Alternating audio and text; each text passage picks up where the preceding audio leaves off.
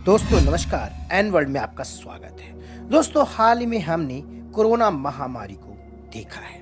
उसके गंभीर जो परिणाम निकल के आ रहे हैं समूची दुनिया भर में, उससे हम भली भांति अवगत हैं। इसी को लेकर हाल ही में वैज्ञानिकी शोध में, जिसमें वैज्ञानिकों ने ब्रिटिश मेडिकल जर्नल में एक शोध प्रकाशित किया है, जिसमें वैज्ञानिकों ने पिछले 60 साल के जेनेटिक डिसीज के मामले के डेटा को एनालाइज करके एक निष्कर्ष निकाला है, जिसमें वैज्ञानिक कहते हैं कि जानवरों से इंसान में जो संक्रमण फैलता है वो जेनेटिक रोग के मामले तेजी से बढ़ने वाले हैं। वहीं वैज्ञानिकों ने एक तुलनात्मक अध्ययन में बताया कि 2020 की तुलना में 2050 में जो जेनेटिक डिसीज के मामले हैं उनमें 12 गुना अधिक संक्रमण तेजी से फैल सकता है। इससे करीब करोड़ों लोग प्रभावित हो सकते हैं दुनिया भर में। तो दोस्तों आइए इस पूरे रिसर्च पेपर को हम डिकोड करके आपको बताते हैं कि आखिर वैज्ञानिकों ने किन किन जेनेटिक डिसीज का अध्ययन करके यह आंकड़ा दुनिया के सामने प्रस्तुत किया है। दोस्तों अगर आपने हमारा चैनल अभी तक सब्सक्राइब नहीं किया है तो कृपया इसे सब्सक्राइब करें और एन वर्ल्ड के बेल आइकन को दबा दें ताकि फ्यूचर में आने वाली सभी अपडेट्स आप तक पहुंचती रहें। हाल ही में शोधकर्ताओं ने ब्रिटिश मेडिकल जर्नल में एक वैश्विक स्वास्थ्य अध्ययन के बारे में एक रिपोर्ट प्रकाशित की है। इसमें वर्ष 2008 में स्थापित अमेरिकी जैव प्रौद्योगिकी कंपनी जिकागो बायोवर्क्स के शोधकर्ताओं ने कहा है कि जानवरों से इंसान में होने वाला संक्रमण, जिसे स्पिलओवर संक्रमण भी कहा जाता है, यह दुनिया में अधिकांश तौर पर बहुत तेजी से फैलने वाला है। इनमें से एक कोविड-19 की महामारी को हमने देखा है, जो कि चाइना के वुहान से एक वायरस ने समूची दुनिया भर में हाहाकार मचा दिया था।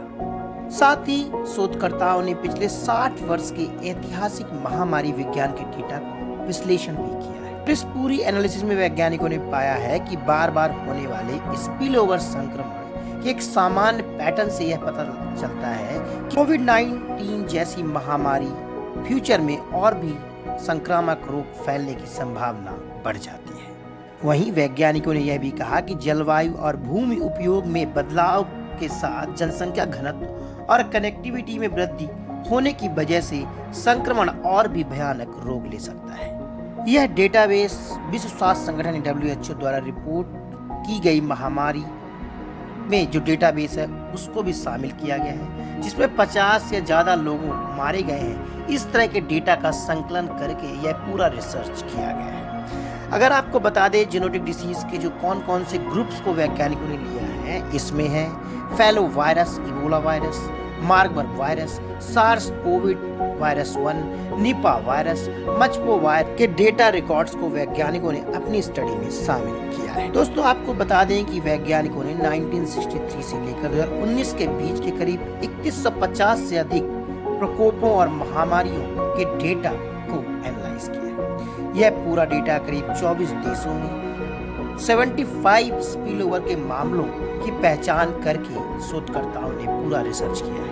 वहीं इस पूरे रिसर्च पेपर में यानी जो जितने भी स्पिलओवर हुए उसमें करीब 17,223 मौतों को शामिल किया गया, जिसमें 90% से ज्यादा मौतें फिलो वायरस के कारण। वहीं सबसे ज्यादा मौतों का आंकड़ा अफ्रीका से सामने आया है। वहीं निष्कर्ष में शोधकर्ताओं ने कहा है कि अगर वृद्धि की वार्षिक दर इसी तरह जारी रहती है तो एक अनुमान के हिसाब से 2020 की तुलना में 2050 में स्पिलओवर संक्रमण के मामलों में 4 गुना और अधिक, मौतों में करीब 12 गुना की वृद्धि हो सकती है।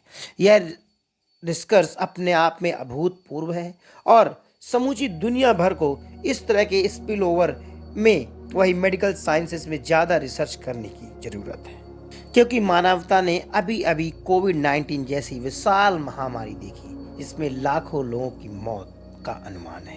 तो दोस्तों यह रिसर्च समूची मानवता के लिए एक नए तरह का विश्लेषण प्रस्तुत करता है और सभी दुनिया के जो शक्तिशाली देश हैं उनको अपने देशों में प्रिपेयर्डनेस बढ़ाने की जरूरत है। दोस्तों यह इन्फॉर्मेशन आपको कैसी लगी कमेंट करके बताएं। नमस्कार।